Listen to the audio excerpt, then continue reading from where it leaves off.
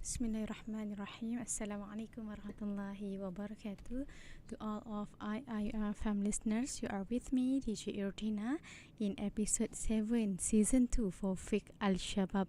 And today, I'm the host for this segment and for this program, FIQH AL SHABAB season 2. And with me today, our special guest, our beloved guest, Dr. Akhtarzaite binti Haji Abdul Aziz. Assalamualaikum, Dr. Waalaikumsalam warahmatullahi wabarakatuh. Assalamualaikum. The first one, I will say thank you very much. I'm glad to have Doctor here as our guest for today's episode, which is we will discuss more about the easy payments and heavy consequences, which is buy now, pay later.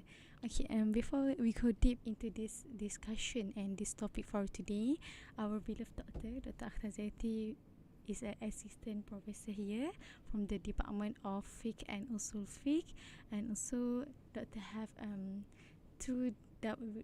have pursued their study for a double degree, which is have a 2 bachelor in Sharia and also in law, and then pursue a study in master and also PhD in same field, which is FIQH and Usul FIQH.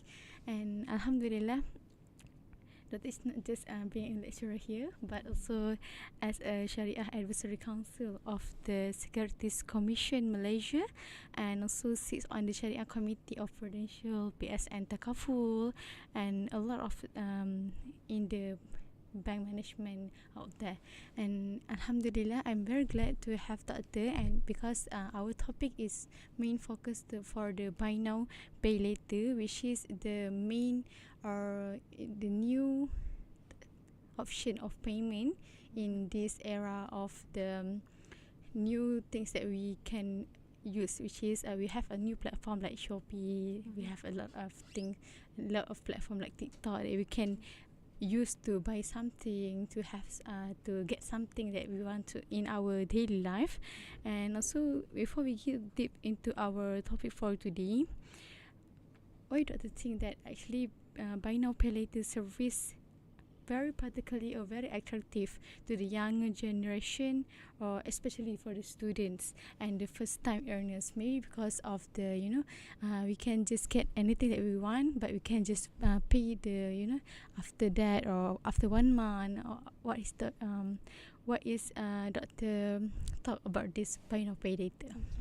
Thank you very much. First of all, thank you for having me today to discuss a very important topic which is quite current phenomena that we have in our life today due to the advancement of technology and also the advancement of the payment methodology in the market over there.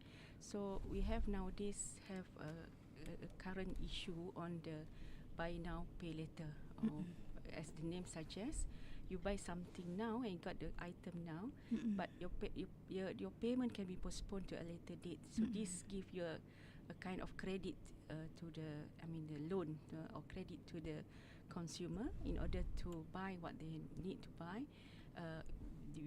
through the easy payment method, as they call it. And this is I have the chance to glance through some of the statistics on the BNPL.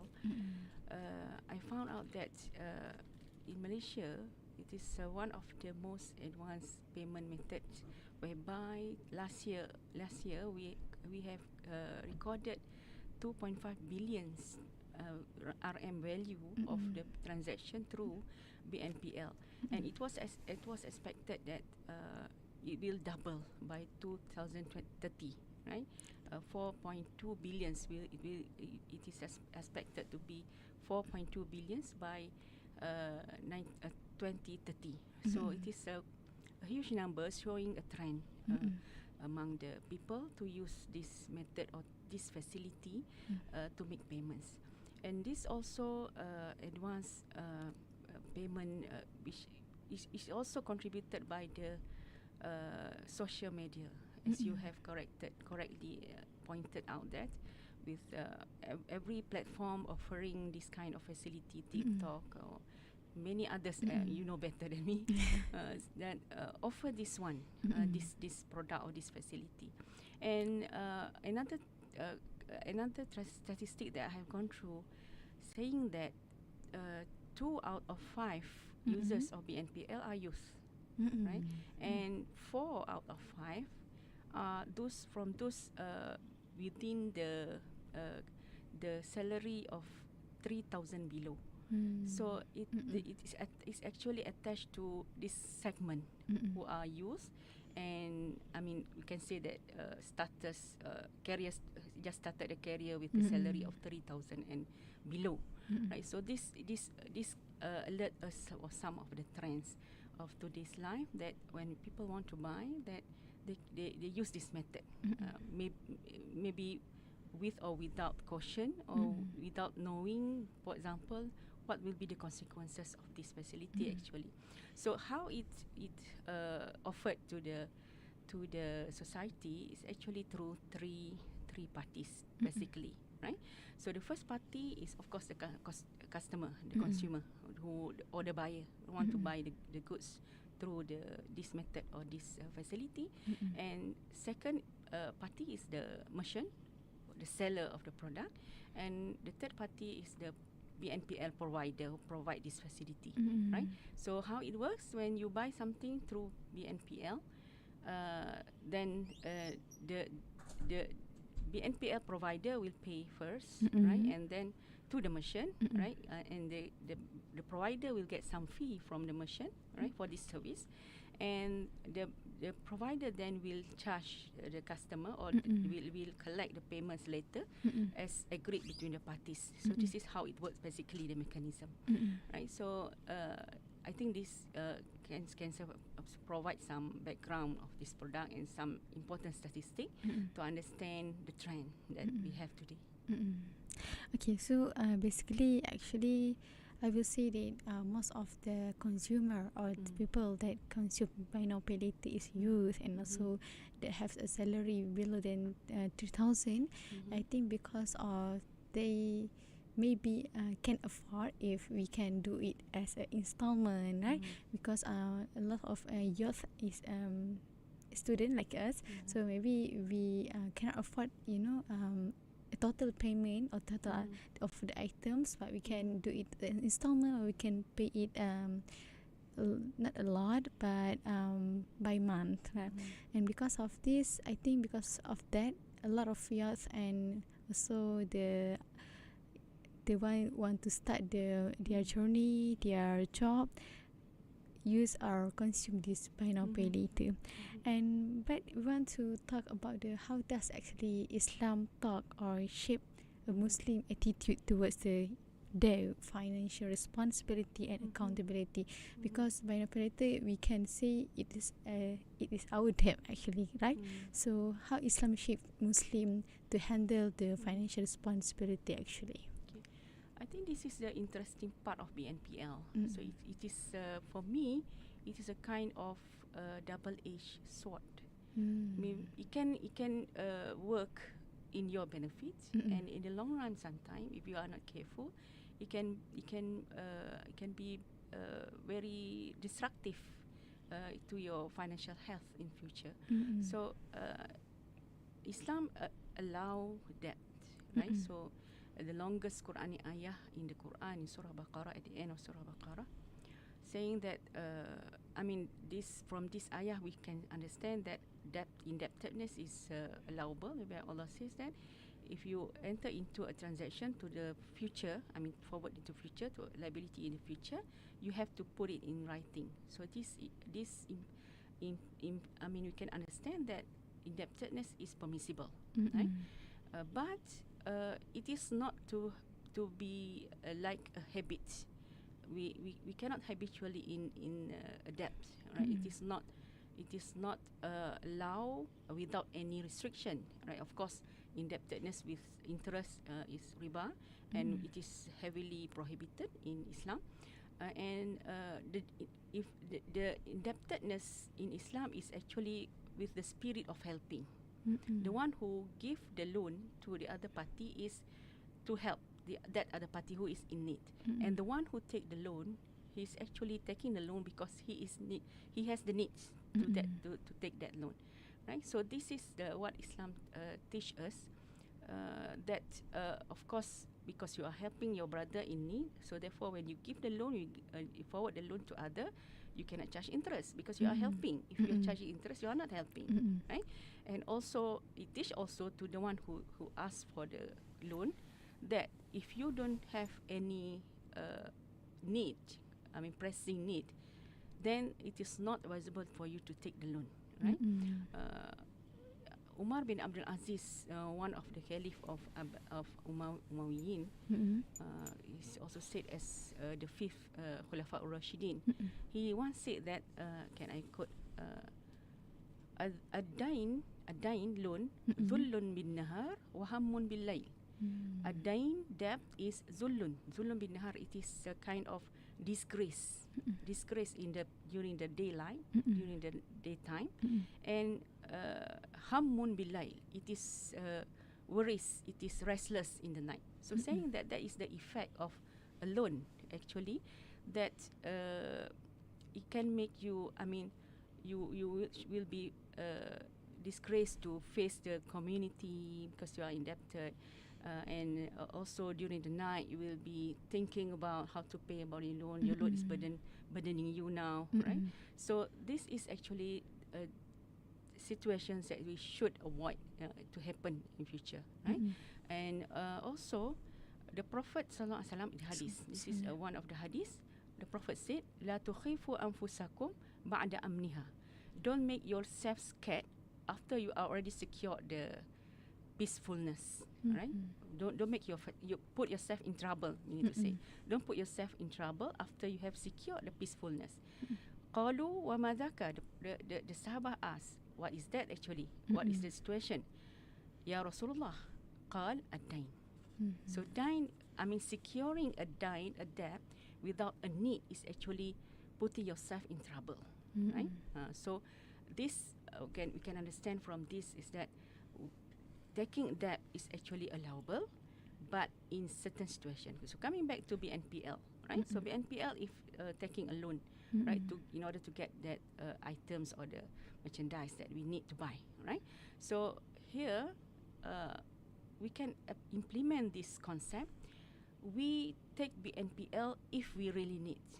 The first question to ask: do we really need to buy that item, right? And if the answer is no, maybe it is not good for you to take the facility, but rather to wait until you have the money to buy. By cash payment, because the need is not that dire or that important as for now, right?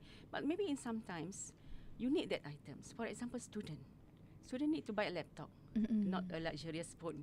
For example, iPhone. Yes, for example, you need a laptop. Yes, but if you want to pay now, maybe it's very burdensome. You don't have salary yet. You are depending on your mother's money, your parents' money, or your PTPTN, for example. So if you want to buy cash now, maybe you will not be able. But you need the laptop now in order to do your assignment and everything. So in that situation, maybe you need that. And this BNPL will be helpful in that particular situation, right? So that you get the things now, again, you can arrange the payment. But don't after that, on top of the laptop, you buy this and that, which is not important, right? So I think that's for now. Okay, thank you so much, Doctor, for your answer.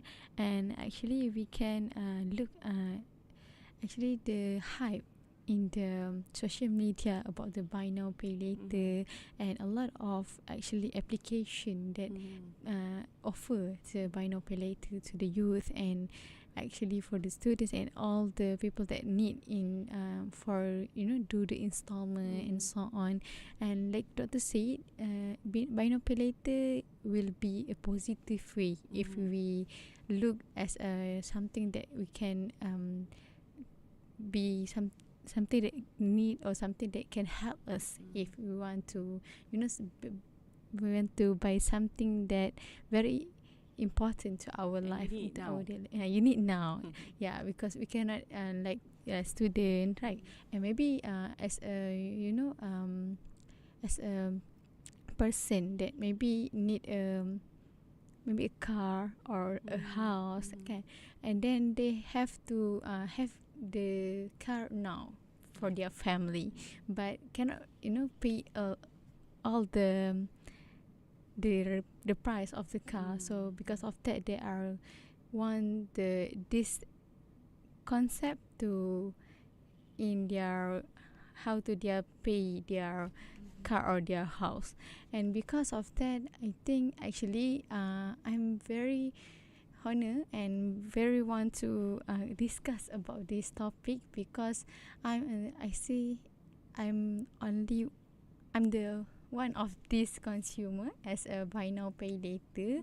And actually I see a positive of this buy now pay later and also negative part. Okay, because at the first I think okay, will help me because I want to do installment, but do not have to pay any additional charge, additional fees for something that I have to have now. But at the end, I think if I cannot control myself and I'm as a consumer, I have a lot of things I want to buy. I have my own desire that I cannot control. It's very, will making me in trouble because I have to control myself. Because when we not control ourselves, we will feel like I can buy anything. I can buy this one, because I just can pay in, at the end of the month. But at the end of the month, we have to think how to pay it now because we do not have any salary, and we have just money from the PTPTN, from the mother and fathers. And because of that, I want to actually, and another one things that make me to conduct this session about this topic, because I think before this I have a read before I consume as the buy now pay later. I have read in the Mufti website about this, and it's a law to consume or to apply it in our daily life. And because of that, I am very confident to consume the buy now pay later. And but at the previous semester, I have learned this FIQH Muamalat from Dr. Fuad, and because of that, I just learned about the buy now pay later in details. And because of that, I think like maybe we can avoid it if we are not in needed. And in the class that I have learned, the principal said that if the agreement include any additional fees, it's claimed as a riba and not permissible in Islam. But I'm little bit confused because in the Shopee or TikTok, we have a lot of installment option, but some option they are add additional fees there. But is it this platform also permissible to use? Because at the first we do not have to pay, but at the end, if we are pay in the late of the date that have been given, we have to pay more. So inshallah we will discuss this after this with Dr. Akhtarzaite. And thank you again for our IFM listeners, but don't forget to tune in until 4 p.m. for our session for today, episode 7, about the easy payment, heavy consequences. Don't forget to tune in to IFM, your campus radio.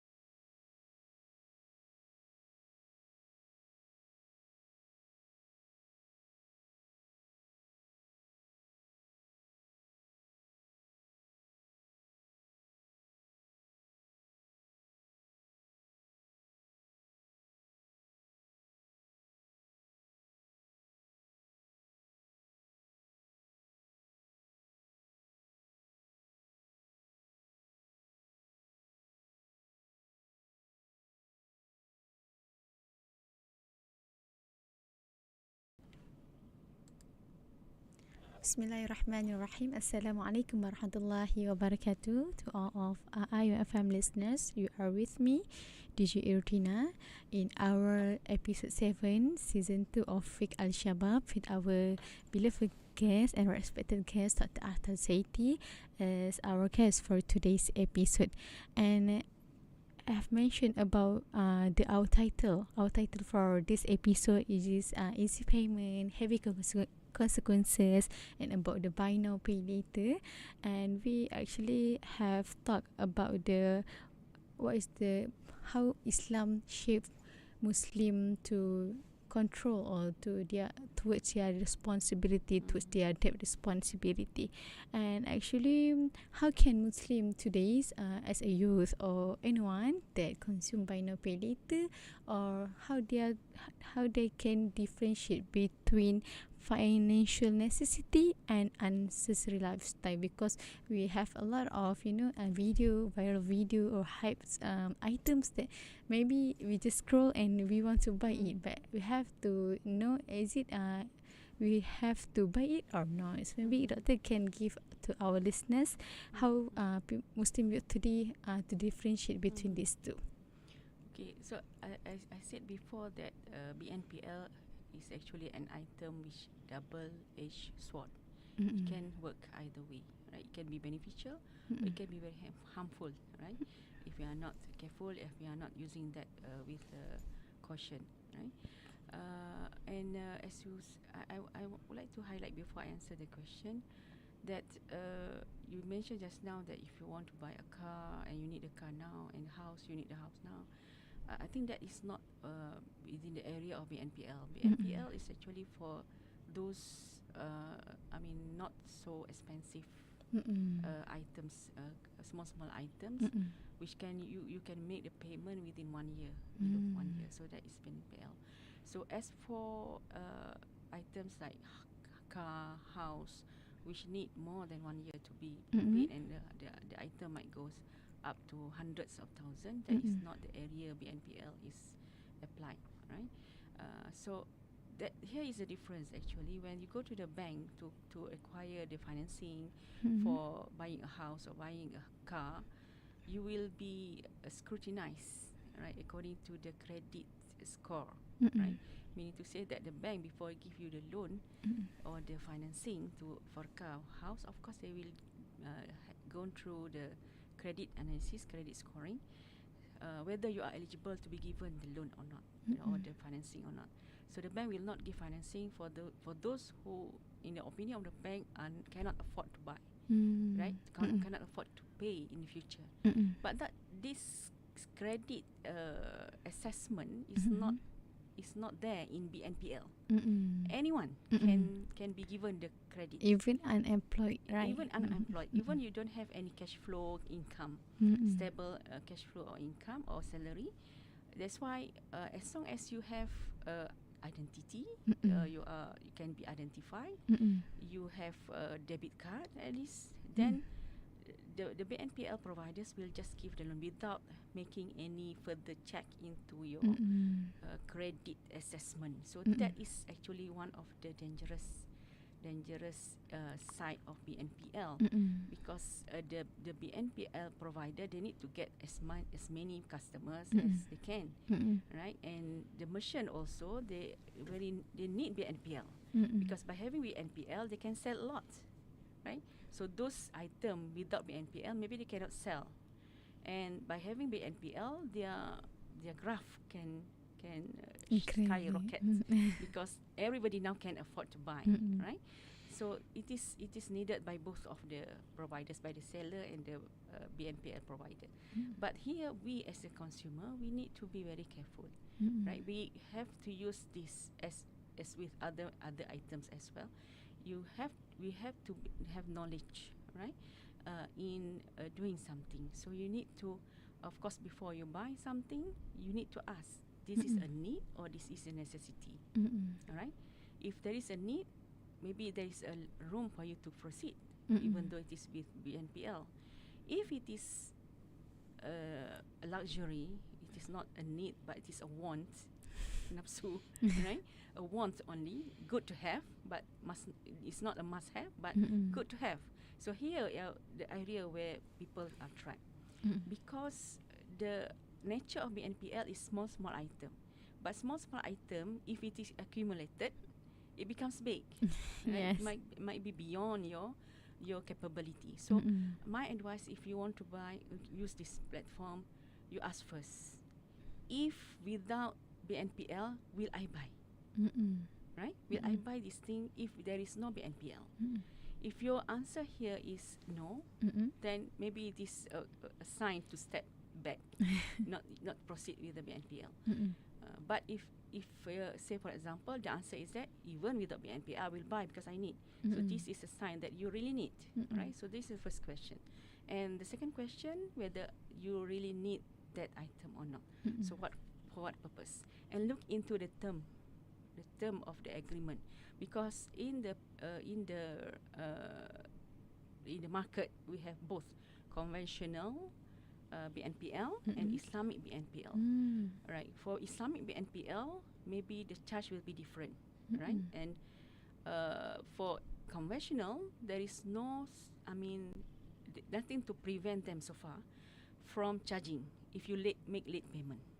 So you have to also to consider the question, if I fail to pay, what will be the consequences? They will not just let you delay. There's certain charge incurred because of the delay in the payment or inability to pay. So these are some allocation, because this BNPL by nature it is accumulated. So you are buying something, this is I pay only 10 ringgit per month, for example. Here 10 ringgit, here 20 ringgit, here 50 ringgit. At the end, accumulatively, what is actually your payment every month at the end of the month or at the end of the period, right? So these are the questions that you should consider. Just don't just look into the small amount of this bill only. So consider what is actually you have already committed to pay for a previous thing. So maybe you can make a listing how much you will be spending for BNPL this month. How much I will have to pay.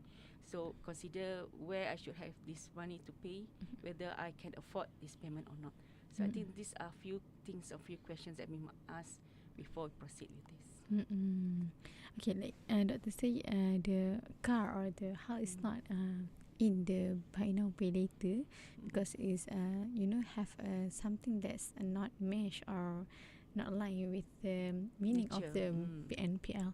So may I know, because I learned before like about the loan of the car and also the house, they will include additional fees because it's a long terms to pay the cars or the house for 10 years and above. And is it permissible in Islam? And because I have learned it is actually when becomes a riba is not permissible, but we also need it because we as a human being, we have to use car, we have to have a house. So maybe Dr. can share with our listeners and me also how about it. So this is actually maybe another field, but I can just touch generally about this issue. This is about Islamic financing, right? So you know that conventional financing involving riba is not permissible. So we have come out in Malaysia is one of the active market for Islamic banking and finance. We have come out as an alternative to the conventional riba, whereby the product are based on the contracts which determine the rights and responsibilities of the parties. Right? Say for example, consider you are trying to buy a car, 50,000 for instance, right? So if you go to the conventional bank, the bank will just give you the loan. Remember when I said loan in Islam is when you need it, now you need, and it cannot be, loan with interest, right? And for the one who give the loan, he's actually helping. And if you're helping the other person, then you shouldn't charge interest because that's not helping. Right, and then that is what's happening in conventional and why it is prohibited, right? But under the Islamic finance, Islamic banking, we will enter into a contract with the customer. Mm-mm. It can be buying and selling, Mm-mm. right? And it can be also renting or ijarah, right? Mm-mm. Say for example, take just for the sake of example, the bank offered based on ijarah, for instance, right? So here the bank will buy first the car, which is needed by the customer, and then after the bank already secure the ownership of the car, then the bank will rent the car to the customer within 7 years. Mm-mm. So the customer will pay the rental Mm-mm. for every month. Every month for 7 years. At the end of the tenure, if the payment of the rental is good, right? Mm-mm. Then the bank promise to transfer the car into the name of into the ownership of the customer in full, right? Mm-hmm. So that is how we are not giving the loan. In Islamic bank, Mm-mm. giving loan cannot charge. If you give loan 1,000 ringgit, you cannot charge even 1 ringgit based on the loan, because that is increased because of the delay, which is riba, right? So what's going on with the Islamic banking and finance? They do another transaction which allows the bank to take the profit, which is permissible, right?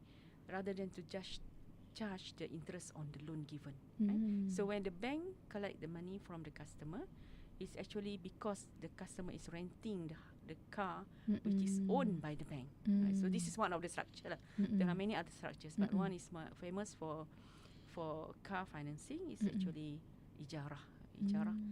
Muntahiyah bitamlik, we call it. Ijarah ended with the ownership to the customer.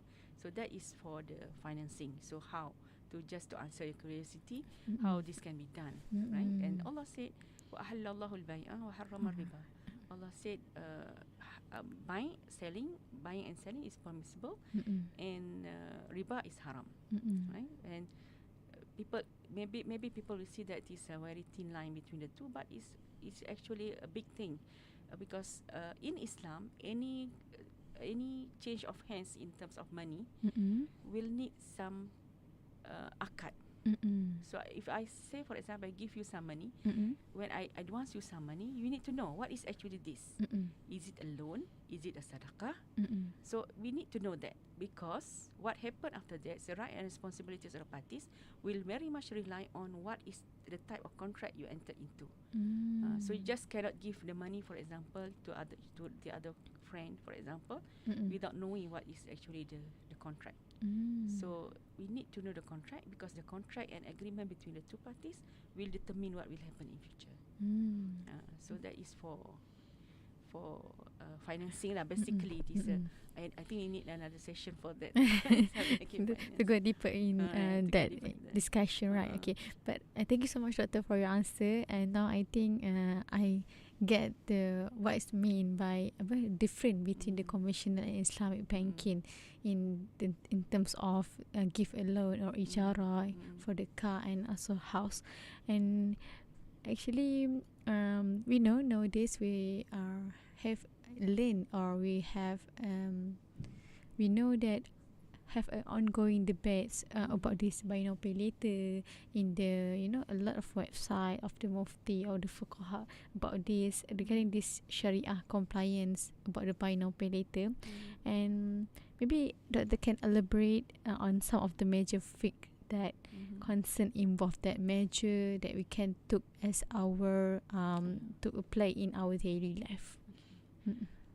Alright, as I said before, that any transaction we need certain contract between the two.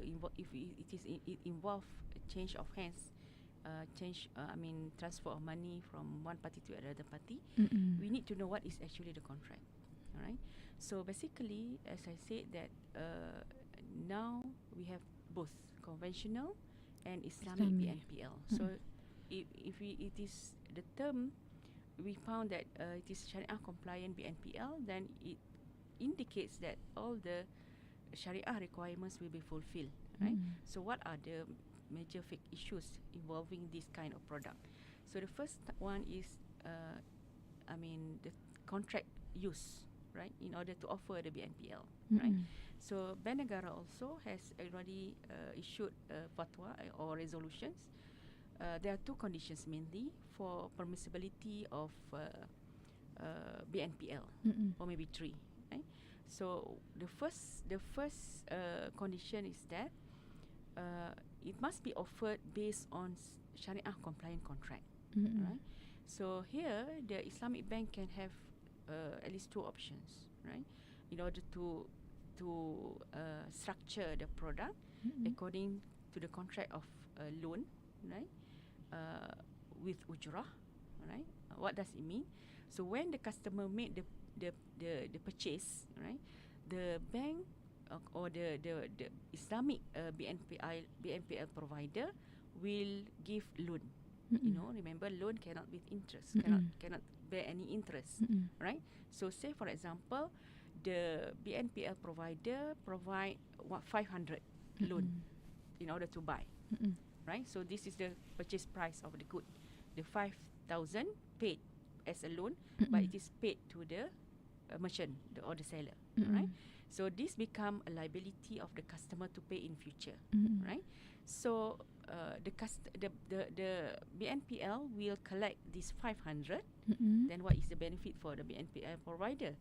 So of course, I mean the bank will the BNPL provider will charge the ujrah from the seller.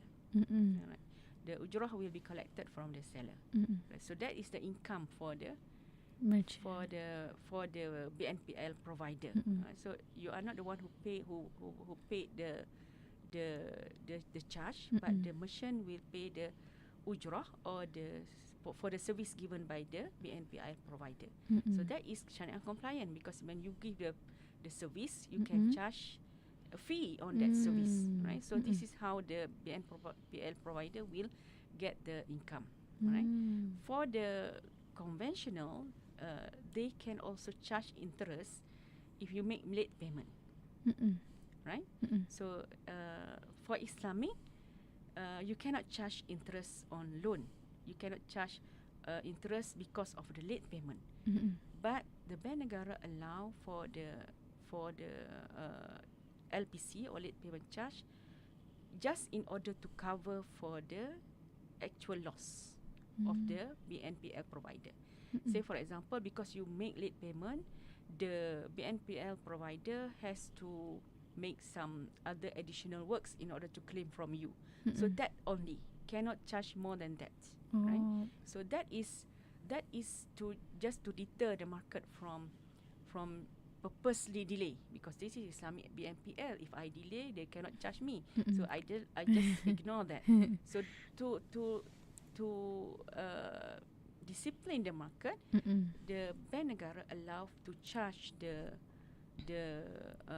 late payment up to 1% only. This is for banking products, but I think it can be also applied here, right? So your late payment can be charged 1%, but this 1% maximum is not because bank want to get extra from you without any reason, but because the BNPL provider want to recover the loss because of your behavior, right? So if it is more than 1%, if it is allowed, it need to be channeled to the charity if it is Islamic. If it is Islamic, because the purpose is to deter the market from, or the customer from delaying purposely, right? So therefore, if the bank charge more than what the BNPL provider charge more than what they incur, so the above cost must be channeled to charity. Cannot realize as an income. So this is basically the if it is a Islamic BNPL. This is number one. Requirement number two, the item purchased must be Sharia compliant item, right? Say for example, the Islamic BNPL, you cannot use to buy, for example, liquor. Can you buy Sharia compliant? Can you use BNPL Islamic to buy liquor? No, right? Because it is not permissible. And if it is a sale conducted on this item, that sale will not be valid sale, right? So therefore, this is under requirement, which is not there in conventional BNPL. They don't have any concern with what the customer is buying. So this is some of the requirement. And also LPC also must be up to the amount to acquire back the cost only, not to benefit or not to make more profit out of the late payment. Okay, means that they have to pay for the late payment charge because of like their service to do Yes, extend some because works of the loss, because yeah. of the The someone that BNPL maybe they have to have a system in order to to send letters and either to send reminders in order to make phone calls. So that will have a cost on the provider. So therefore they can take back from the customer, because this is actually because of your default in the paying, because you don't paying on time. I got the loss. I have already give you the loan without any interest, but you pay me late without any reason. So I can acquire back my cost in order to claim back my rights. So one of the basis for this because basically basic principle, loan cannot be charged extra because of the late payment. That is the basic principle. But in this case, is disallowed because the purpose is to, one, deter the market, two is to just to take the to have some kind of damages payment for the loss incurred because of your behavior. And the Prophet said, "Matlul ghani zulmun." Matlul ghani zulmun. The person who has the capability to pay but purposely delay, they are zalim. So we have to treat them. This is a zalim. Then therefore, this practice must be stopped. So this is the basis for allowing for that. So, but if they are charged more than 1%, they have to give to the charity. Okay, so it's permissible actually for the service that they have given to or to extend their works, kan? And inshallah, actually, we are conducting or we are discussing about the how the difference between the conventional and Islamic buy now pay later. And I think now I have the full full understanding about the what is the differentiate between these two. And inshallah we will discuss more about the Sharia regarding the buy now pay later after this with Dr. Akhtarzaite, and we will have 2 minutes break, and after this we will continue our session inshallah. So don't forget to tune into IFM, your campus radio.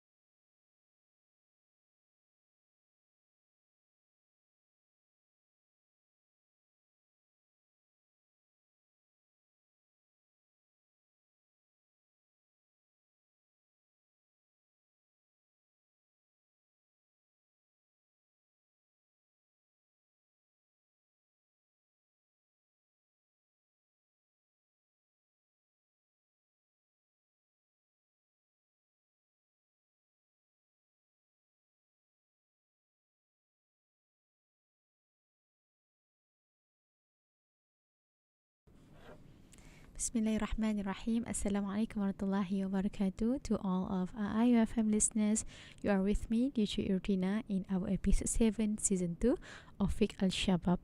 And before this, in our episode for today, we are discuss about the easy payment and heavy consequences, which is buy now pay later.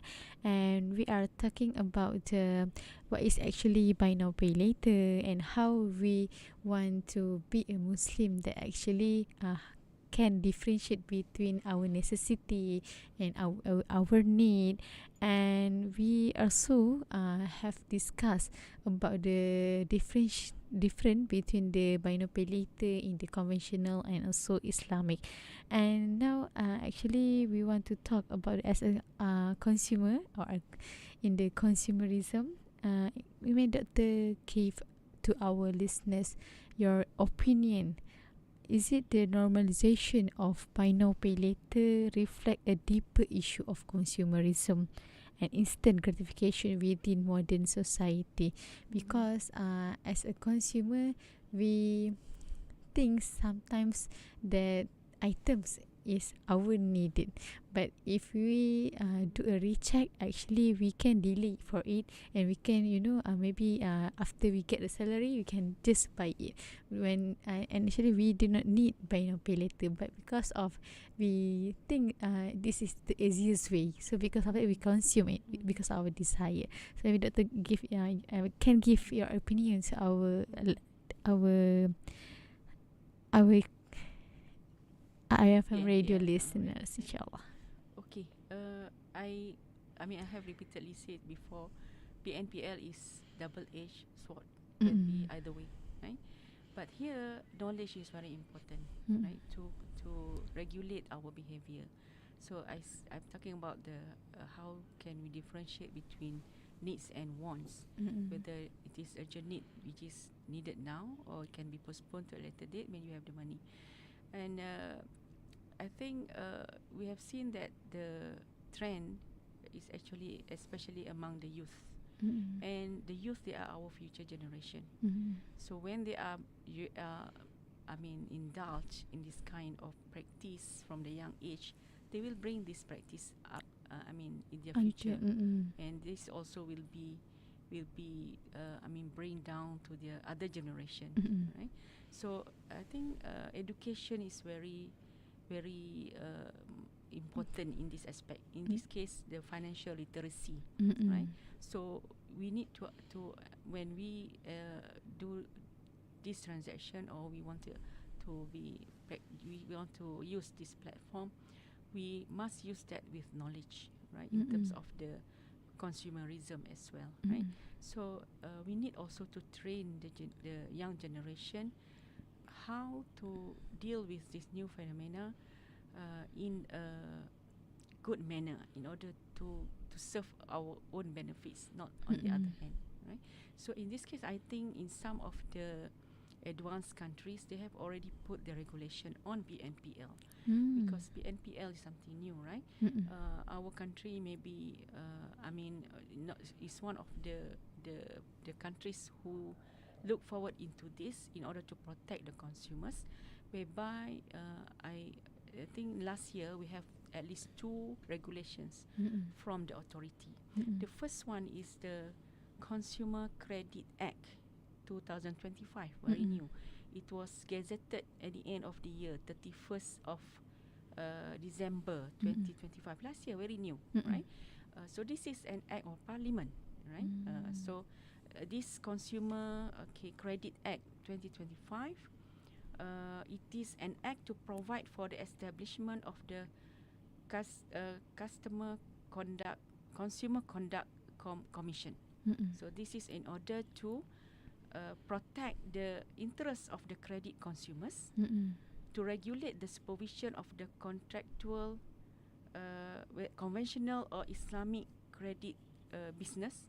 So it will be looking into both conventional as well as Islamic. Of course, Islamic, they have on top of the general requirement, it is also some other requirements to fulfill their Sharia requirement. But this act looking into both conventional as long as Islamic, BNPL. So to ensure proper conduct and responsible lending practices. So the BNPL provider from now on, they have to be responsible, not just to blast it into the market and get the benefit without thinking about the consumer. So they must provide proper conduct and responsible lending practices in the credit industry, and to the promotion. This act also promote the fair, efficient and transparent credit industry. So this is what in general this act aims to achieve in order to protect the consumer. And another regulation that we have, it is actually produced by Bank Negara. Right? So this is also under the eyes of Bank Negara. Bank Negara know that this is a big issue affecting our youth and also the credit market in general.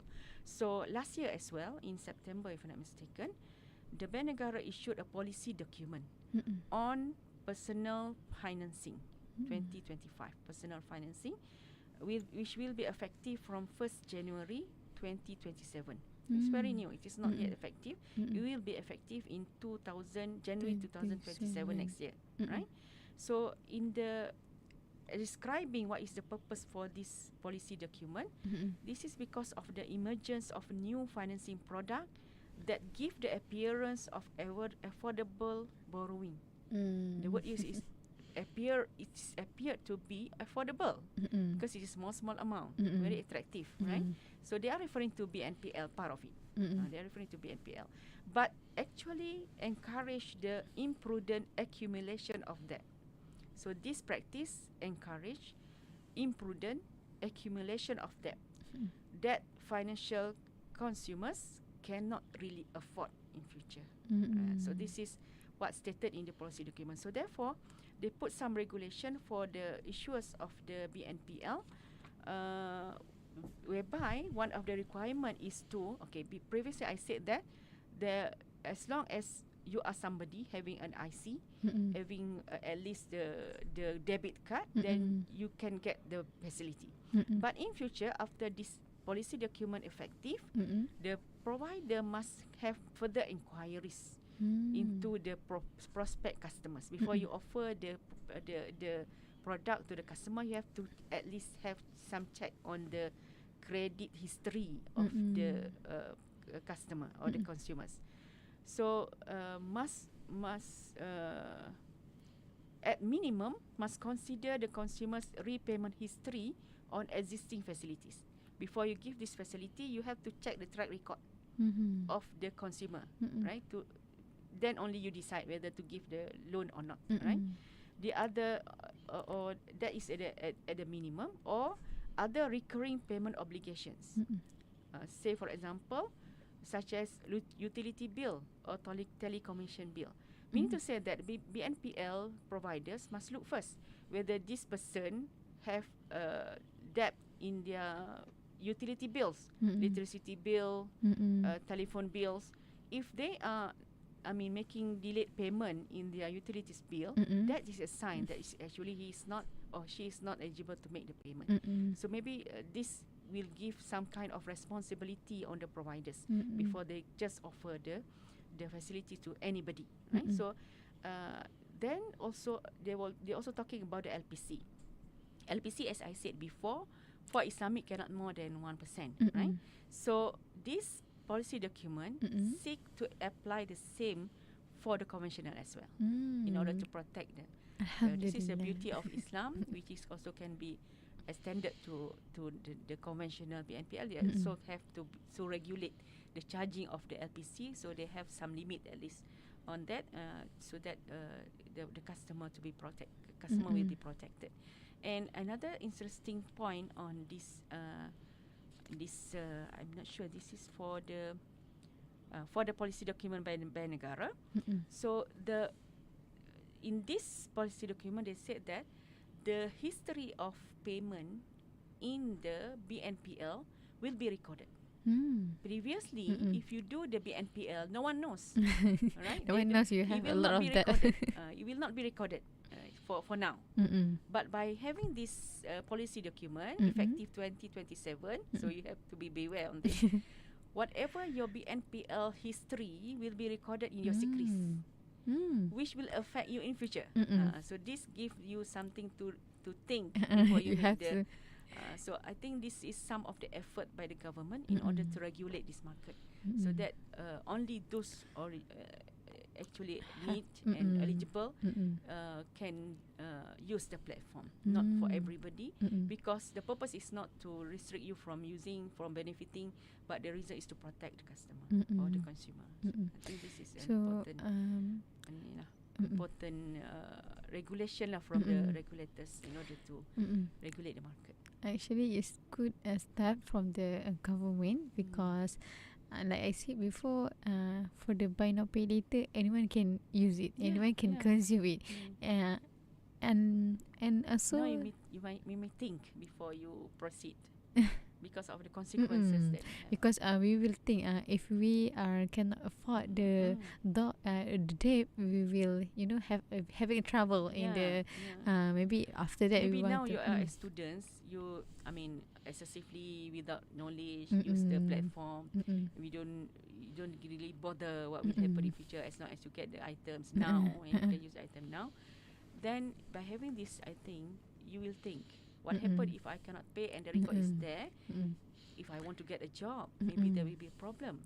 If I want to get a car financing after this, the bank will have a record to show my habits, right? So that will cause you trouble in future. Right? So this make you think lah. I think the concept is it's like similar to the loan of the car. So they will check, is it someone is eligible to that's the financing, and from the bank they are very particular about the financial situation or financial health of the potential customer. They will not simply give the financing to everybody. They will look into the history as well. So it's a great step from the government actually to protect our consumer, and also to make all of us think before we just click.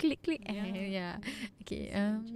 Actually, about that, and we know that doctor have said about if we want to buy something, use the buy now pay later, but in the agreement, is it have any additional fees, additional charges, we can consume it because it's count as a riba.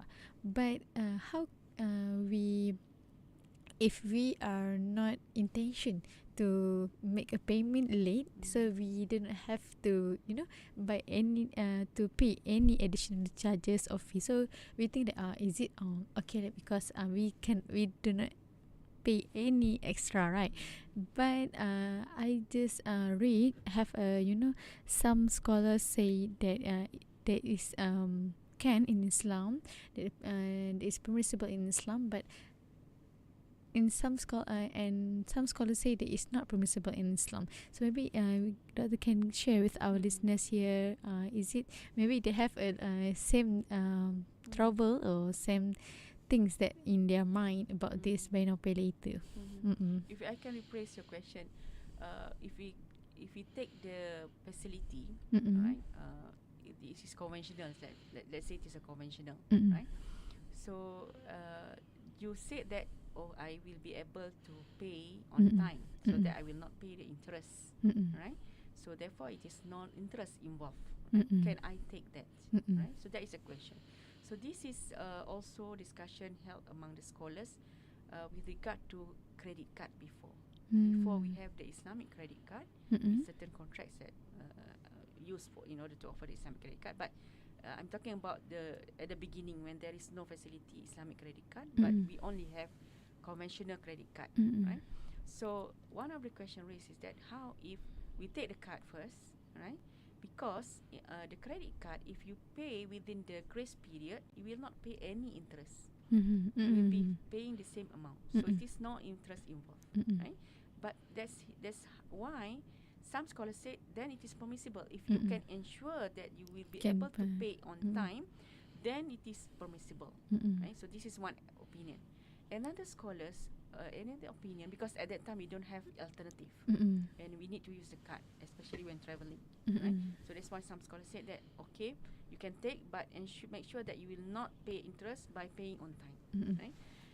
But another scholars, group of scholars, with I think the majority, they said that it is not permissible, even though you are sure that you can pay on time, because the contract itself involve a condition which is not Sharia compliant, right? So therefore, this, by having this condition, a contract which can make the contract itself fasid, it can make the contract itself not valid, because you're having a condition, a syarat or condition in that particular facility, saying that this is a condition, this is the syarat or the condition in that particular, which is not Sharia compliant. When we have the non-compliant, especially on riba effect in the contract, so that will make the whole contract invalid. So this is according to the majority of the scholars. I say you can say that, right? But some says, some will that okay, you can take, just ignore the additional interest fee condition, but make sure you pay on time. So therefore, the interest will not be effective on you. So this is the reason of the differences of opinion lah. Every opinion has their own basis for that. Particularly at that time when we don't have any alternatives. But now we have the alternatives. Islamic credit card offered by a lot of banks in Malaysia. Also, we have a lot, right? So there is no longer discussion on that. If you have the alternative, then you have to take the Islamic credit card. So I think the arguments applies also here, right? So BNPL conventional, okay, but make sure you pay on time, so you don't pay interest, right? But I think by now then that we have the Islamic BNPL, I think the darurah is not there anymore. There is no need to go for conventional, because you have the Islamic version of it now. So I think that's my answer for your question. Okay, so when some things that have ikhtilaf in the ulama, but we have to take the ihtiyat or the we have to go out from the from the khilaf, from the possibility of entering into non-Sharia compliant, because we don't know in future. Say that yes, I want to pay on time, but what happen if you cannot? Then you have, want it or not, like it or not, you have to pay the interest, which is riba. Okay, so for those that have same things in their mind about this, so we have an option now to consume or to get the credit card from the Islamic bank, and also for the buy now pay later, we have Islamic buy now pay later now. So as a Muslim consumerism, we have option to consume Islamic way rather than conventional way, because Islamic consumerism of Islamic way have have aligned with the Sharia compliance, and also align with the Islamic that Allah have asked we to consume like what He want. We cannot just because we want to, maybe we say if Islamic have to do not have any. Maybe in conventional and Islamic they have benefits, and conventional have another benefits. The added benefit. Maybe now you can see the added benefit for the Islamic BNPL. So as a Muslim, we have to choose what is Allah say rather than we have to go out from the something that ikhtilaf actually. Okay, inshallah we will go to wrap up our session for today, because we are now at 4:10, and inshallah as maybe before we close our session for today, and before we wrap up our session for today, maybe Doctor can kindly share to our listeners here a meaningful dua or spiritual reminder for our listeners to apply in their daily life, especially for the students and youth here. So we can maybe protected from burden some debts and financial hardship beyond our capacity, inshallah. Yeah. As a Muslim, of course, dua is our strength, our Mm-mm. weapon, Mm-mm. right, as the Prophet said. Right? So in our whatever we do in our life, we have to be guided by the guidance from the Quran and the Sunnah. Mm-mm. In this case, the Prophet had teach us to a very beautiful dua. I think you can share, and I guess that a lot of you already know No. and recite and practice this dua. Mm-mm. At least every time, once in after each prayer, Mm-mm. right? Or maybe before you go to sleep, or Mm-mm. maybe after you wake up from your, or at least before you, do click on the transaction on the BNPL. Maybe you can recite this dua. So what the Prophet teach us to make the dua is that Allahumma inni a'udzu bika minal kufri wal faqr. Mm-mm. Right? Allah, Ya Allah, I'm seek refuge with you from kufr wal faqr, the Mm-mm. kufur and the poverty. Mm-mm. Wa a'udzu bika minal hammi wal hazan. Mm-mm. So I also seek refuge from you, Ya Allah, from ham wal hazan, worry and grief, from worry and grief. Mm-mm. Right? So this can apply in all our daily life. We always have worries, have grief, right? Mm-mm. My assignment, I cannot submit yet. Tomorrow is my test. We are going to have final. So always recite the dua so that Allah will protect us from worrying excessively and grief. Wal ajz wal kasal.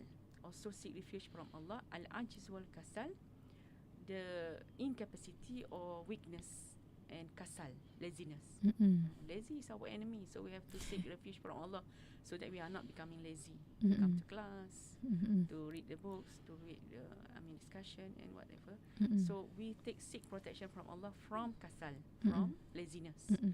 Wal bukhl. Wal bukhl means miserliness or bakhil, Mm-mm. or the stinginess. Wal jubn, cowardness. Right? Here it comes to BNPL directly. Wa ghalabatud dain wa qahrul rijal. Wa ghalabatud dain wa qahrul rijal, the burden of debt. So we seek refuge from Allah from the burden of debt, wa qahrul rijal, and the oppression of the man. So this is how the Prophet of course didn't know about BNPL. It's not this is new phenomena. But the gist of it, to seek protection from excessive debt. So because BNPL can be a reason for you to have excessive burden from your debt by accumulating small debt into a big one at the end. So until at the end, BNPL is not buy now pay later, but it is buy now problem later. So this is a good doa to practice. Yeah, thank you so much, Doctor, for your dua, and this is actually our reminder also. And this dua actually is not just for a burden, for a laziness, for all the things that actually concrete in our daily life. So we can practice it, we can apply it in our daily life. And thank you again, Doctor, for your time here.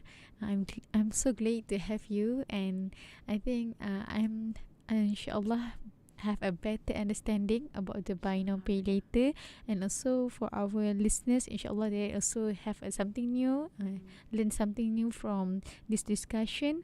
And inshallah, if we have another time, if we can meet inshallah for another session, inshallah. And thank you again, and inshallah if I will say sorry to all of our MFM listeners, and also to Doctor if I say something wrong in this discussion. And also inshallah I will try to not become a consumer that excessively to buy something that I didn't really need. And I inshallah, to maintain our as a youth, we have to learn to become a better youth, because we are the future generation, right? So we cannot like just want to do something because it's hype, because it's very near to us, very friendly to us, very just you can just click, and every time everything's that come to you. Because of that, I think we have to learn more, and we have to think more, and inshallah after this we have as someone or government will give Come up more with the regulations. come with the regulation, and will give more attention about the this new payment option, inshallah. And I think that's all from me, inshallah. Thank you again, doctor, and assalamualaikum warahmatullahi wabarakatuh. So all of IFM listeners, don't forget to tune in to IFM, your campus radio.